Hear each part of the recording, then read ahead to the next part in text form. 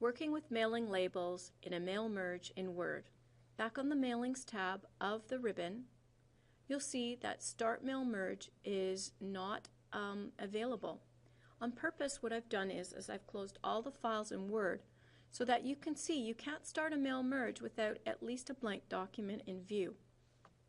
Control N, I'll create a whole new blank document. And once I've done that, when I go to Mailings, I can get into Start Mail Merge, and this time I'm going to work with our labels. And when I click on Labels, it will take me to Label Options.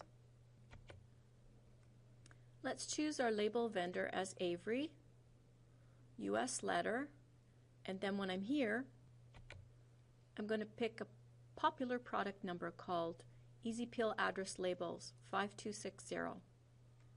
Click OK, and it seems like there's nothing on my screen right now. Not to worry.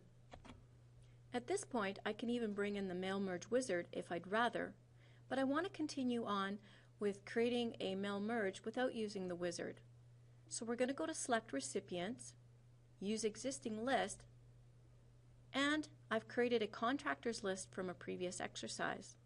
When I click on it and open, you can see how I've got some placeholders here, at least next record, but I don't have any field names in yet. I'll get to that shortly. It's important for you to see that each one of these cells, yes, in a table, gives me next record except for my first cell.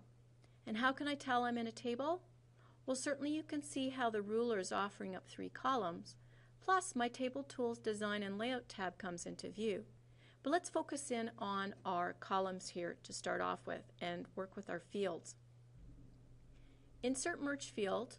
Let's say we're creating labels for a conference, in that every one of the recipients of the conference or the attendees of the conference is going to have a label for their lapel. I press the space bar and then we'll work with last name.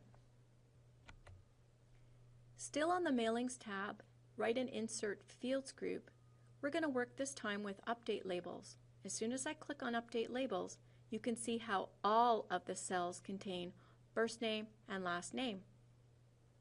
It's time to preview results. Here in the group called Preview Results, we're going to hit the Preview Results command and take a look at our records.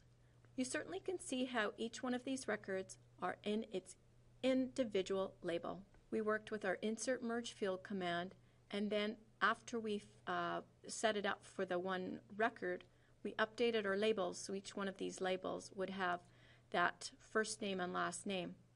Please don't get rid of this next record field code, because that's what's telling Word to look in its data source at the next record for the next first name and last name. It's time for us to merge. Let's go to the Finish group, Finish and Merge command, and we can certainly choose to edit our individual documents, to merge to a new, or we can print our documents right from here, where you can, if you wanted to, send it in an email message. My preference is typically edit individual documents so that I can, in a whole new file, which is that third component of our mail merge, decide if I want to email or print. Choosing all, when I click, you can see I'm now done my mail merge. And it's created a whole new file for me called Labels1. It's my first copy of a label. Typically what I do is avoid saving labels, because once I print, maybe this label is going to be tomorrow, not current information. So why save files if you don't have current information? This completes the review on how to mail merge, but this time using labels.